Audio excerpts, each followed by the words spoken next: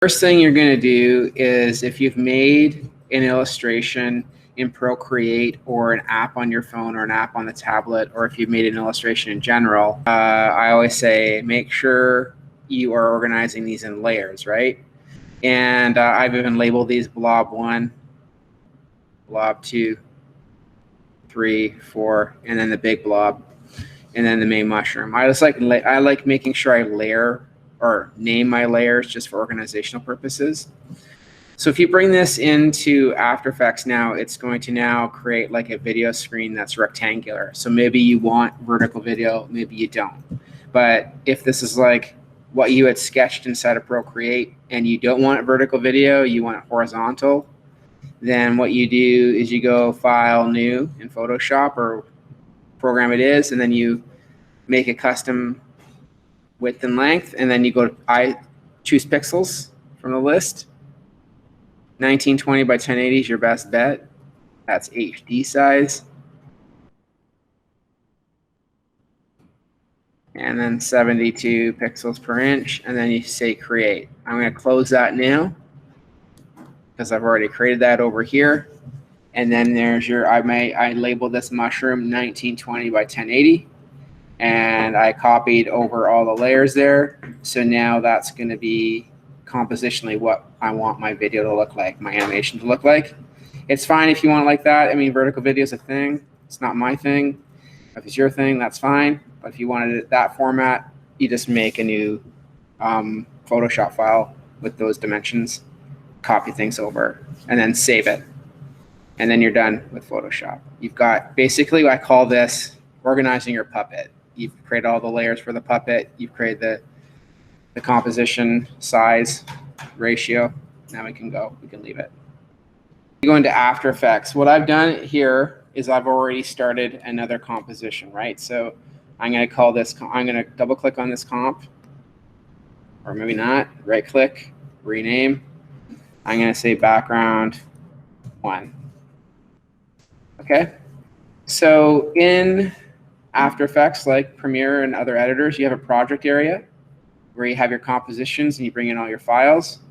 And then over here, you have your effect control area that you can control the effects that you put on certain things. I'll get more into that in a minute.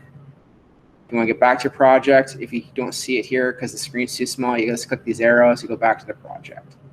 So now what I want to do is I want to bring in my mushroom 1920 by 1080 file. So right click, import, file. So I'm going to go to the desktop here. ACI tutorials. There's my mushroom animation. And there's my thing that I set up. You do not want to bring it in as footage. You want to bring it as a composition, and you want to retain your layer sizes. So that's your best option. Click, make sure this is checked so you create a composition. So we'll do everything for you. You go open. Make sure you don't merge them. Make sure that you can edit the layers. Everything's good. Okay. So now you see here it's brought in this file folder. It's brought in all of your layers here that you've labeled. And then it's brought in this thing called a composition here. You just double click on that, and then it opens the composition named for you, right? So there's the composition I'd already started. So down in here, this is where it stacks your compositions, right? So you can be working on multiple compositions together. I'll get more into that in a minute. So I'm going to zoom in on the mushroom layer here. If you want, if it's zoomed in too high, I just hit the Z button. You can just go back here and go to fit, and it puts it back, right? So you can zoom in this way, or just hit the Z and then zoom in and then fit if you want to see what it looks like. I find it easier zoomed in. I'm also pressing the space or the space bar. My hand comes up and I can move it around. So the reason I told Ella to separate this is she wants the blobs moving and doing kind of like cool things, right? There's lots of things you can do to the blobs. You can start like going down in here. You open this up and here's this transform area.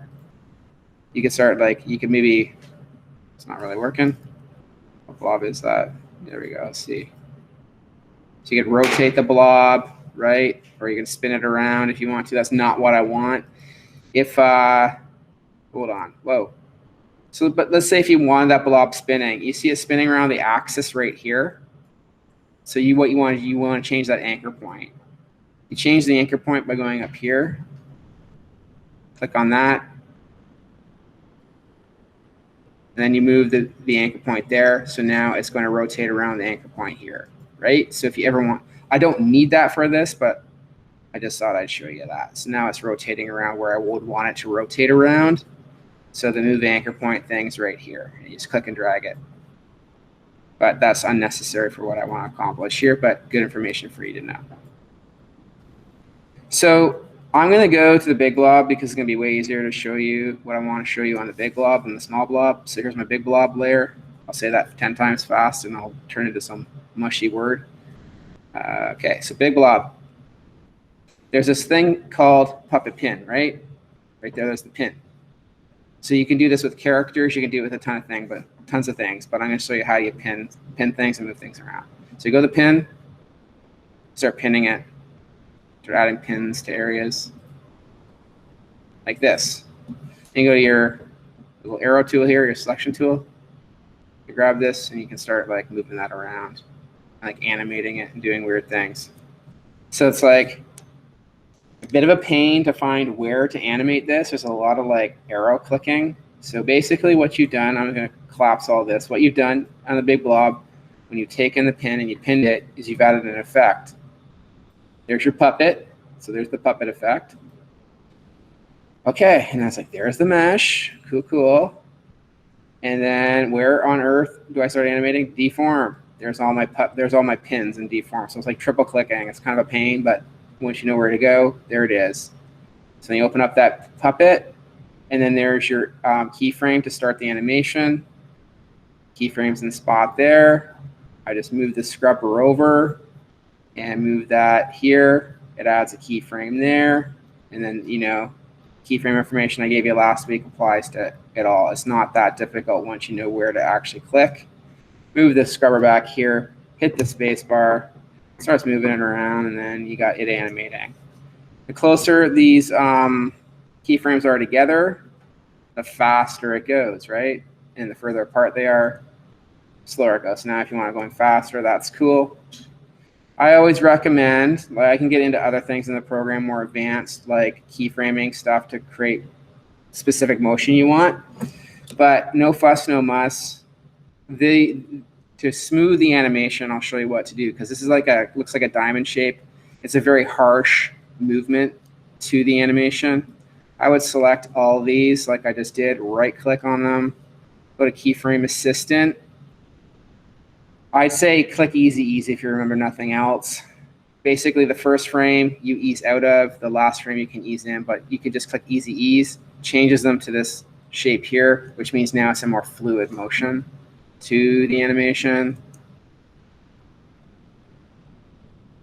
right? So that's easy ease. The difference between easy ease, it's kind of created a curved arc to the animation where the other one's like a sharp angle. So that's the difference between the two, right? So there you go. So now we've animated that blob.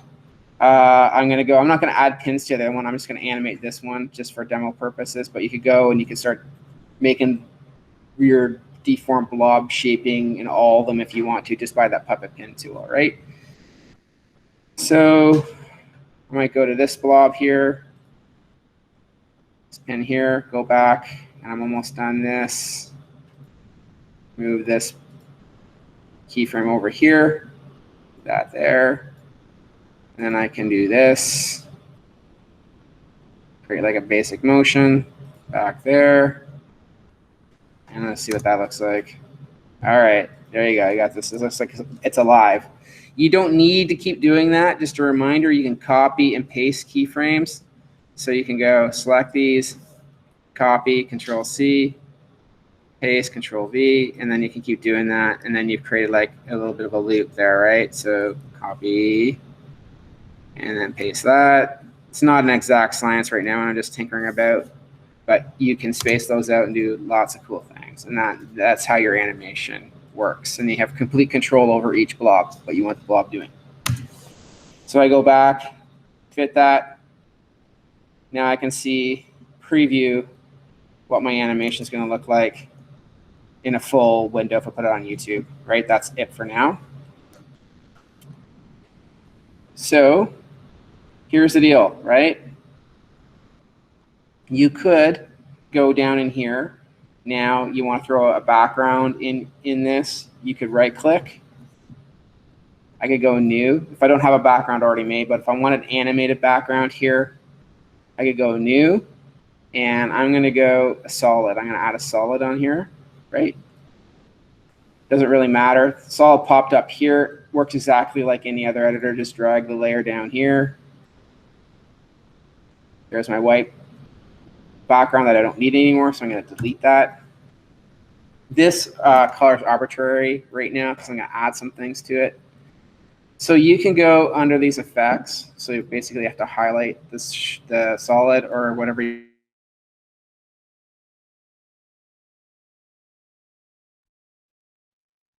know what you want. You can go up here in the effects and presets and search for it, right? So first thing I'm going to show you is a gradient. You can throw on. So if you type in, first you have to spell it right, gradient.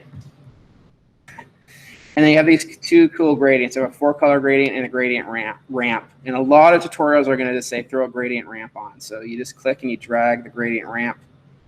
And okay, that's 8. So fit. Now you can see the gradient.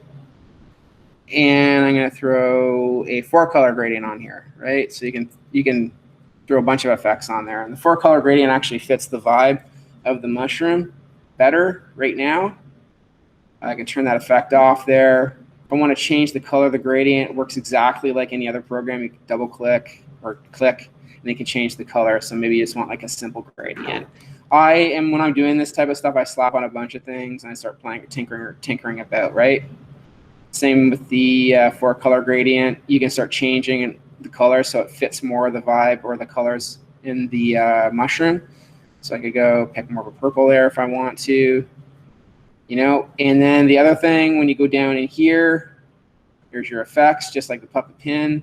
Here's your gradients down here. And then you can kind of like start animating and stuff, right? There's your positions, your points are all down here. So if I want to animate that purple, click on the keyframe there, move that over. I could actually drag, nope, maybe not. So I go up to I hover over the numbers and then start dragging the numbers around like that. I find that easier sometimes than actually trying to click and drag something over the thing. And did it work? Perfect, it didn't. Awesome, okay. Anyways, hold on. Maybe I should have, let me back that up. Oh, there, okay, there's the point. Cool, okay. So I can access the things up here. So I click the point there, and I'll do what I did before. This will work now. And there you go. There, it's added the keyframe there. And then basically you can kind of like animate your backgrounds that way if you want. All right, so that's a way of doing that. And then over here, like if you're wanting to get like experimental with your backgrounds, this is more of an intermediate way of using the program. You can add multiple compositions. So you can go here, create a new composition. You could go background 2. And then you have a bunch of compositions and it pops it down here. I don't want to do that. I was just showing how to make a background. So if I highlight this one, what I've added to this solid here, if I go up into the effect controls, is a fractal noise. This is a super popular thing that if you're Googling animation techniques in After Effects, tons of people will throw fractal noise on things, right? And it creates kind of like really interesting backgrounds. You can do a ton with it. You can create waves with it. You can create stars with it. There's so much you can do with just this simple thing that you throw on there. When we start drilling down, it's not so simple. So you got the fractal type. It's basic right now. You can go swirly, right? You can go terrain, cloudy. I picked rocky by accident, but cloudy. Let's try cloudy. That's not really working for me. dry rocky. And then I think I was playing around earlier with contrast. So the part of the problem is I jack the contrast up. I like that when I'm playing around with this, I'll throw the contrast pretty high and the brightness pretty high, but you can play around with those to you want, right? And then what you could do is you could throw a gradient map on that, or a popular one is this tritone. There it is. So you'll see a lot of After Effects tutorials when they're throwing a gradient on, we'll throw this tritone on here. And then it just kind of tints it. And then you can kind of tint it. If you wanted waves or something, you can make it like blue, right? And then you figure out, you know, the style you want, what you want here, smeary maybe. Oh, that looks weird. Okay, keep that. And then you could go block if you wanted to. There's just so much when you start drilling down. Spleen, what does that look like? Okay, that looks sufficiently creepy. So we'll go with that for now. So I'm just tinkering around. And then you can see, you lower the complexity of it. So if I go 1, you see that it reduces it and it creates kind of like something else. And here's the transform area, so we can start like rotating it. You can start scaling it. There's other things you can apply to it. You can apply like twirls and different things, so you could actually start animating the background. So you basically, tons of people will use fractal noise to create some kind of atmospheric thing that they want, and they'll animate that, right?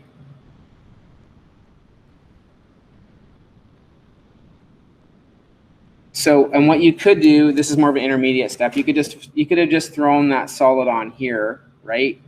But let's say if you got a bunch of things, if I go here, I'm going to take so this solid, you don't need to do this. Make a new solid and add like 4-color gradient, but I did this just to show you something. If you toggle between modes here, right, you have blending modes. So if you don't see them right away, you could just toggle between things. And then you can switch your blending mode from normal to like overlay, like you do in Photoshop, right? And then you could create a whole other kind of like different composition. And then check this out. We go up here to the project. Here's my background composition.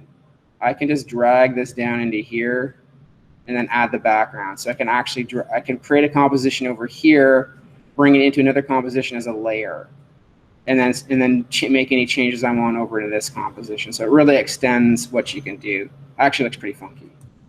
So there you go, there's your animation. Imagine you've created an animation in the background. I can show you more than that, but it's gonna be a way longer tutorial if I start animating this background.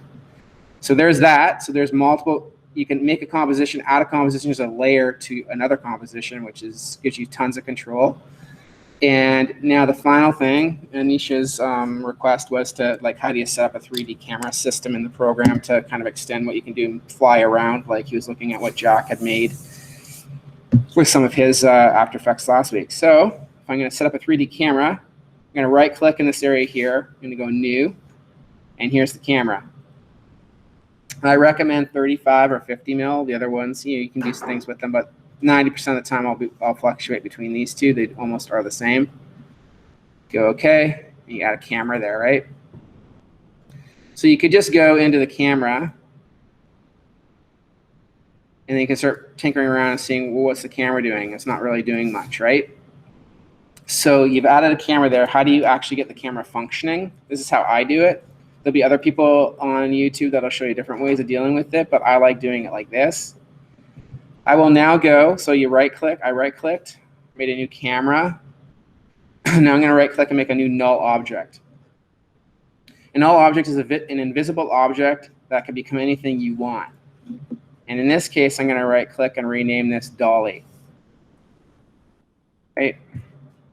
So I'm going to make a dolly out of the null object by taking the camera, this little curly Q here, it's called parenting, and attaching the camera to the null object, which is now the dolly. So I've got the camera attached to the dolly. There's this 3D thing here, and you just basically click and you apply the you make them all 3D layers. The camera is now attached to the dolly system. Go to transform, And then I move things around with the anchors. So you can slide the camera sideways. You can slide it in and out. You can kind of fly it around. You can even like rotate the camera like this, right? Now, most of the time you're going to be editing in active camera and you're not going to really see what's going on. But here's where you can like go and play around with your blue in the face with all the different kind of like camera settings or camera views.